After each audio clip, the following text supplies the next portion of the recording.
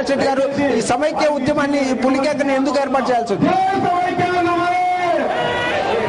రాష్ట్ర విభజన వల్ల సీమాంధ్ర ప్రాంతానికి చాలా తీవ్రమైన అన్యాయం జరిగే పరిస్థితి ఉంది. మాకు జరిగే అన్యాయానికి నిరసనగానే మాకు జరిగే అన్యాయాన్ని వినిపించడం కోసమే ఇవాళ మేము 1,00,000 మందితో పులివెందుల పులికేక కార్యక్రమం ఏర్పాటు చేసుకోవడం జరుగుతూ ఉంది. ఈ కార్యక్రమం సందర్భంగా కార్మిక ఉద్యోగ జేఏసీలందరికీ కూడా, జేఏసీ సభ్యులందరికీ కూడా మేము విన్నపం చేస్తూ ఉన్నాం. జై సమైక్యాంధ్ర అనే పార్టీలను మాత్రమే జేఏసీతో కలిసి పనిచేసే అవకాశం మీరు కల్పించండి. గోడ మీద పిల్లివాటం ప్రదర్శిస్తున్న తెలుగుదేశం పార్టీని అయితేనేమి,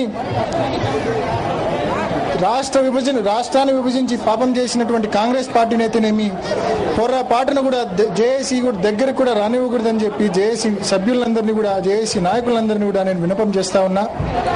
ఈరోజు ఖచ్చితంగా జేఏసీలో కార్మికులు, ఉద్యోగులకు సంబంధించిన జేఏసీలో ఖచ్చితంగా సమైక్యాంధ్రకు జైకొట్టి పార్టీలు YSR Congress party, CPM, MIM వంటి పార్టీలే ఉండాలని చెప్పి మేము గట్టిగా డిమాండ్ కూడా చేస్తా ఉన్నాం. ఇదే పరిస్థితి. మొత్తం మీద అయితే ఎవరైతే సమైక్యాంధ్రకు జై కొడతారో ఆ పార్టీలనే జేఏసీలో కలుపుకోవాలని చెప్పేసి ఇక్కడ ఉన్నటువంటి నాయకులందరూ కూడా చెప్తున్నారు.